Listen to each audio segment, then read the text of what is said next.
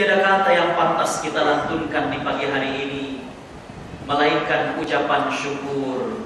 Alhamdulillah. Betapa sayangnya Allah Subhanahu wa Ta'ala kepada diri kita. Betapa banyaknya limpahan rahmat dan karunia yang Allah beri kepada kita. Dari mulai Allah berikan kesempatan hidup kepada kita, Allah berikan sehat kepada diri kita, Allah limpahkan rezeki kepada kita. Bahkan hadirin ikhwatal iman rahimakumullah, kalaulah kita bermaksud menghitung nikmat yang Allah beri, kita tidak akan sanggup untuk menghitungnya. Tapi memang Allah tidak meminta kepada kita untuk menghitung nikmatnya. Yang Allah minta kepada kita adalah mensyukuri nikmatnya.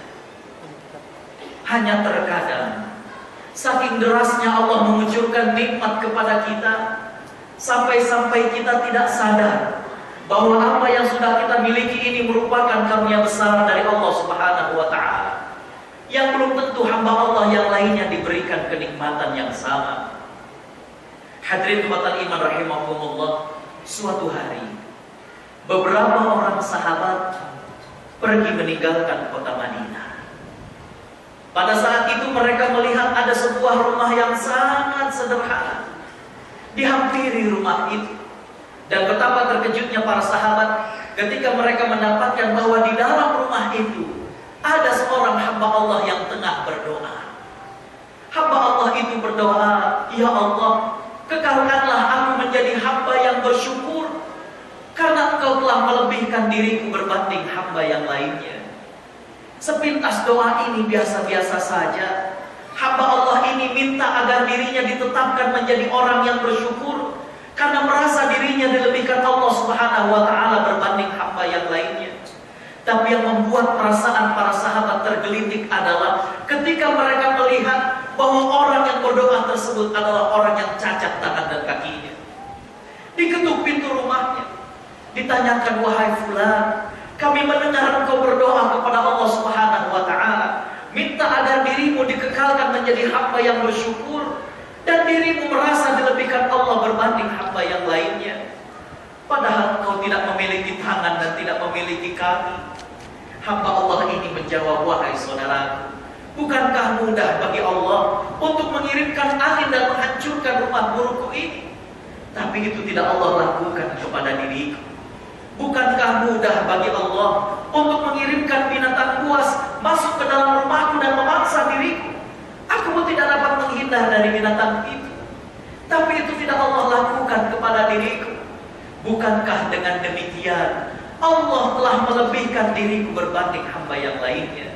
Hadirin ikhwatal iman rahimakumullah, hamba Allah itu bernama Abu Kilabah, seseorang dari generasi tabi'in yang nanti kalau kita rajin membaca hadis, kita akan dapatkan bahwa beliau banyak meriwayatkan hadis dari sahabat Abdullah bin Abbas radhiyallahu anhu. Beliau mengajarkan kepada kita, di tengah keterbatasan fisiknya, masih merasa dilebihkan oleh Allah Subhanahu wa Ta'ala berbanding hamba yang lainnya. Bagaimana dengan diri kita?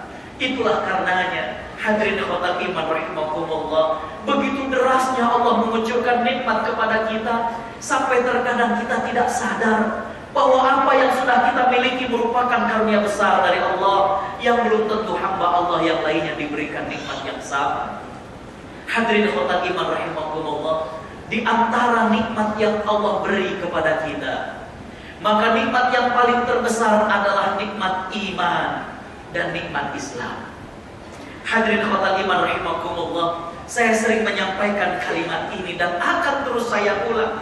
Iman memang tidak menjamin kita untuk selalu tertawa dan melimpah harta. Tidak. Memang iman tidak menjamin kita untuk selalu tertawa dan melimpah harta. Tapi yang pasti, iman menjamin kita untuk merasakan belayan sayang Allah Subhanahu wa Ta'ala kepada diri kita. Kadang dalam hidup dan perjuangan, tidak seluruhnya warna-warna indah yang kita lalui. Kadang dalam hidup, tidak seluruhnya rasa manis yang kita kecapi. Tapi dengan iman kepada Allah Subhanahu wa Ta'ala, kita merasakan Allah itu tidak pernah meninggalkan diri kita. Pada saat Allah lapangkan rezeki kita, Allah mudahkan urusan kita, kita tidak lalai dari Allah Subhanahu wa Ta'ala. Kita cermin dari Nabiullah Sulaiman alaihissalam. Pada saat Allah himpit rezeki kita, mungkin kita dihadapkan dengan masalah dalam hidup, kita juga tidak pernah berburuk sangka kepada Allah Subhanahu wa Ta'ala, karena kita yakin bahwa apa yang Allah pilihkan kepada kita adalah yang terbaik. Jadi hadirin khotal iman rahimakumullah, kalimat yang kedua saya mengatakan, ridho Allah itu tidak terlihat pada sulit ataukah senangnya seseorang, pada kaya ataukah miskinnya seseorang, tapi ridho Allah Subhanahu wa Ta'ala ada pada saat kita bersama dengan Allah Subhanahu wa Ta'ala dalam apapun warna dan rasa kehidupan kita. Hadirin khotal iman rahimakumullah, keimanan itu akan menghapuskan keresahan dan melenyapkan kegundahan. Tenang, nikmat. Sebagaimana para majelis Al-Quran yang hadir pada kesempatan pagi hari ini, kita merasakan bagaimana ketenangan dan keindahan hati kita. Itulah yang diburu oleh orang-orang yang bertauhid. Itulah yang kemudian dikejar oleh orang-orang soleh sebelum kita. Karena itu hadirin khotal iman rahimakumullah, sebelum kita lanjutkan apa yang menjadi topik kita pada pagi hari ini, kita sepakat tiada kata yang pantas kita lantunkan di pagi hari ini melainkan ucapan syukur. Alhamdulillah, salawat teriring salam semoga tercurah kepada panutan kita Nabi Muhammad SAW, yang kita harapkan syafaat beliau, yang kita harapkan mudah-mudahan dengan kecintaan kita kepada Nabi SAW, Allah Subhanahu wa Ta'ala berkenan untuk menghimpun kita bersama Nabi SAW di surganya. Dalam sebuah hadis yang diriwayatkan oleh Imam Abu Dawud dengan derajat hasan, seseorang bertanya kepada Nabi SAW, "Ya Rasulullah, mungkinkah kita satu surga nantinya di akhirat?" Jadi Nabi datang ke rumah seorang sahabat yang bernama Thauban, dan sahabat ini kemudian menangis. Kata Nabi SAW, "Mengapa engkau menangis?" Kata sahabat ini, "Ya Rasulullah, mungkinkah kita satu surga nantinya di akhirat?" Pertanyaan ini mungkin sempat hadir dalam hati kita, tapi rasa-rasanya malu melihat amal kita yang belum begitu banyak seperti ini. Nabi ditanya pertanyaan tersebut, balik bertanya kepada sahabat tadi, "Apa engkau tulus bertanya tadi, wahai sahabatku?" Sahabat ini menjawab, "Betul ya Rasulullah, aku membayangkan dirimu sebagai seorang nabi dan aku sebagai manusia biasa. Mungkinkah kita satu surga nantinya di akhirat?" Nabi SAW kemudian menjawab dengan jawaban yang dapat memotivasi kita semuanya, "Ya Thauban, an-nasu yuhsyaru ma'aman ahad." Wahai Thauban, manusia nanti Allah akan kumpulkan di surga bersama orang yang ia cintai. Seolah-olah beliau ingin mengatakan kepada kita, bukan mustahil kita satu surga dengan Nabi SAW. Syaratnya adalah kita cinta kepada beliau. Hadirin khotal iman rahimakumullah, terkadang ketika kita mendengar berita ada orang ingin berangkat umroh, ingin melaksanakan ibadah haji, begitu mengharu biru perasaan kita. Terkadang sampai meneteskan air mata karena rindu kita untuk mengucapkan salawat dan salam di hadapan makam Nabi SAW. Mudah-mudahan itulah pertanda cinta kita kepada Nabi SAW, dan dengannya kita berharap mudah-mudahan Allah Subhanahu wa Ta'ala mengumpulkan kita bersama baginda SAW di surganya. Amin ya rabbal alamin. Hadirin khotal iman rahimakumullah, kalau tadi Ketua IGADI menyampaikan pantun, MC menyampaikan pantun, saya hanya ingin mengatakan, kalau tiada tinta, takkan mengubah sebuah puisi. Kalau bukan karena cinta, takkanlah kita berada di sini. Cinta kepada Allah dan Rasulnya, cinta kepada surga. Hadirin khotal iman rahimakumullah, dari sekian banyak hal-hal yang menjadikan surga itu rindu, maka ada sebuah riwayat hadirin khotal iman rahimakumullah yang diriwayatkan oleh Imam Abu Dawud dan Imam At-Tirmidzi, di mana dari sahabat Abdullah bin Abbas radhiyallahu anhuma, Rasulullah SAW bersabda, "Al-jannatu mushtaqatun ila arba'ati nafar." Surga itu rindu kepada 4 golongan manusia. Yang pertama adalah talil Quran, mereka orang-orang yang membaca Al-Quran. Yang kedua adalah shaimi Ramadan, orang-orang yang saum di bulan Ramadan. Wa hafizil lisan, dan orang-orang yang menjaga lisan. Wa mut'imul ji'an, dan orang yang memberikan makan kepada orang-orang yang kelaparan. Hadirin khotbah iman rahimakumullah. Biasanya manusia yang rindu dengan surga, biasanya hamba-hamba Allah Subhanahu wa taala yang begitu menginginkan akan surga. Tapi hadirin khotbah iman rahimakumullah, ternyata ada yang dirindukan oleh surga. Subhanallah. Surga yang rindu kepada hamba-hamba itu. Sekali lagi, biasanya kita yang rindu dengan surga. Tapi hadirin khotbah iman rahimakumullah, untuk orang-orang yang disebutkan tadi, surga yang rindu kepada mereka. Yang pertama adalah talil Quran.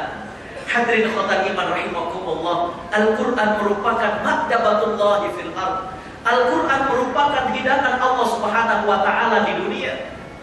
Begitu banyaknya kebaikan dalam Al-Quran. Allah Subhanahu wa taala menyampaikan dalam surat Al-Anbiya ayat yang ke-10. Allah Subhanahu wa taala berfirman, sesungguhnya telah kami turunkan kepadamu sebuah kitab yang di dalamnya terdapat sebab-sebab kemuliaan bagimu. Jadi di dalam Al-Quran ada yang menjadikan diri kita itu mulia. Kedekatan dengan Al-Quran menjadikan hamba Allah itu mulia, karena Al-Quran berasal dari Allah Subhanahu wa ta'ala. Bahkan dalam ayat yang lain Allah Subhanahu wa ta'ala menjelaskan, a'udzu billahi minasyaitonir rajim, wa qila lil ladzina taqaw madza anzala rabbukum, dan ditanya kepada orang-orang yang bertakwa, apa yang telah diturunkan oleh Tuhanmu. Apa yang diturunkan oleh Allah sudah barang tentu Al-Quran. Tapi orang-orang yang bertakwa itu menjawab qalu khairan, mereka menjawab adalah kebaikan. Artinya para orang-orang yang bertakwa tahu betul bahwa di dalam Al-Quran ada begitu banyak kebaikan.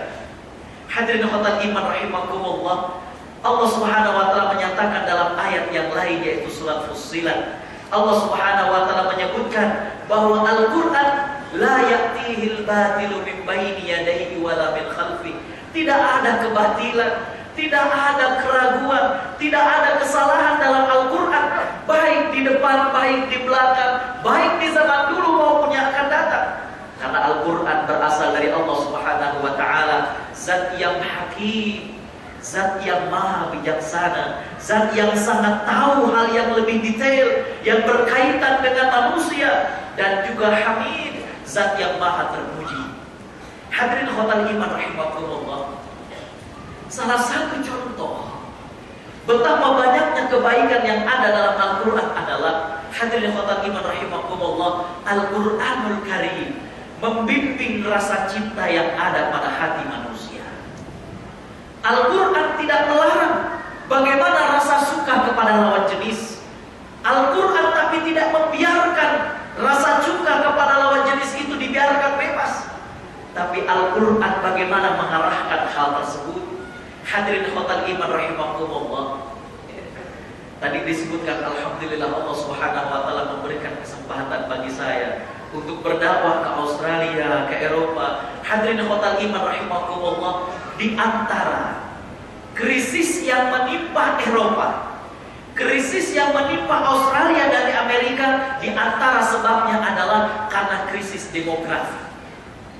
Apa yang disebut dengan krisis demografi? Hadirin khotbah iman rahimakumullah, jumlah penduduk yang produktif semakin hari semakin kecil, dan yang semakin banyak adalah orang-orang yang lanjut usia.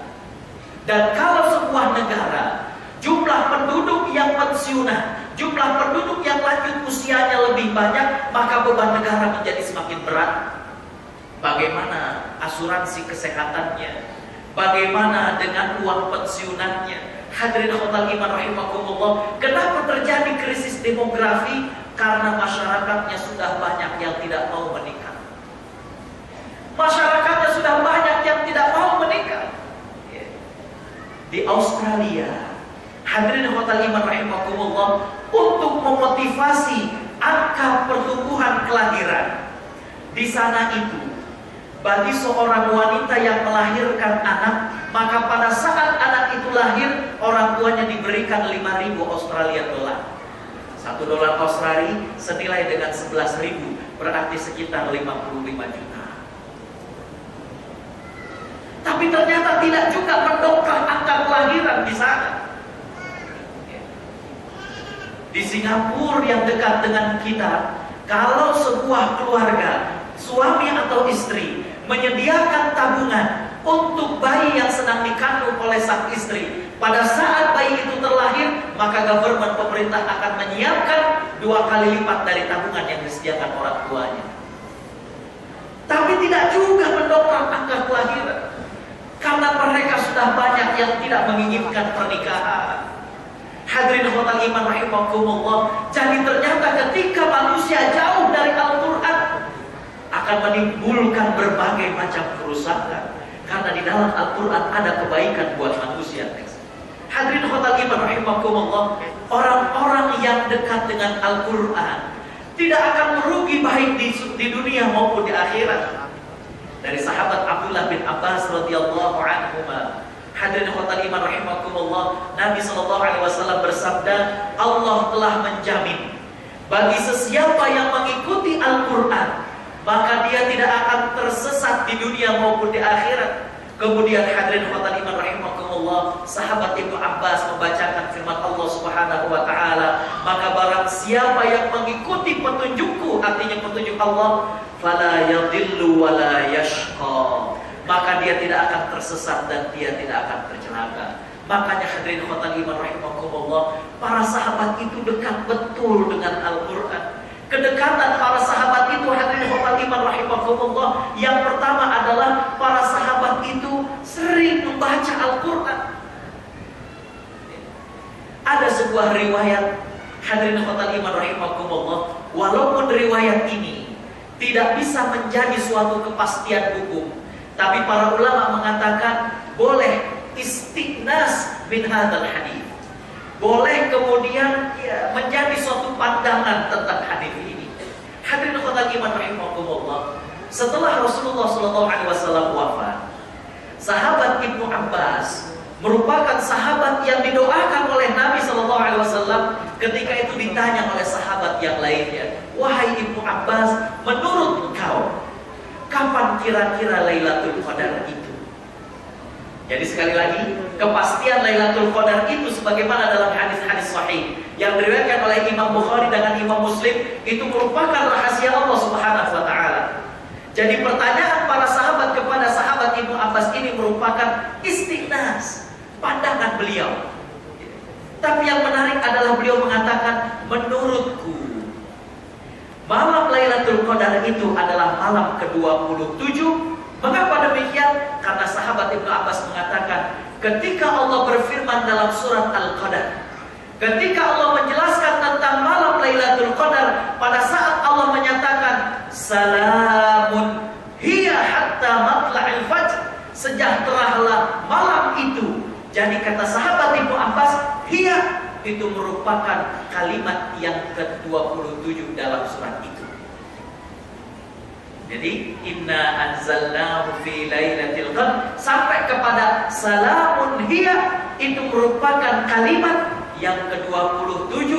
Jadi hadirin khotal iman rahimakumullah, kita tidak melihat dari malam Lailatul Qadarnya. Yang kita lihat adalah bagaimana keakraban para sahabat dengan Al-Qur'an, sampai terkadang kata yang ada dalam surat tersebut dihitung oleh para sahabat. Begitu dekatnya para sahabat dengan Al-Quran. Hadirin khotal iman rahimakumullah, kembali saya mengatakan agar tidak disalahpahami, untuk malam Lailatul Qadar menjadi rahasia Allah Subhanahu wa taala. Tapi ini merupakan istiqnas pandangan sahabat Ibnu Abbas, tapi yang kita ambil dari sudut pandang kita adalah begitu dekatnya dan akrabnya sahabat dengan Al-Quran. Sampai-sampai hadirin khotal iman rahimakumullah, para sahabat itu tahu betul ada berapa kalimat, ada berapa kata yang disebutkan dalam surat ini.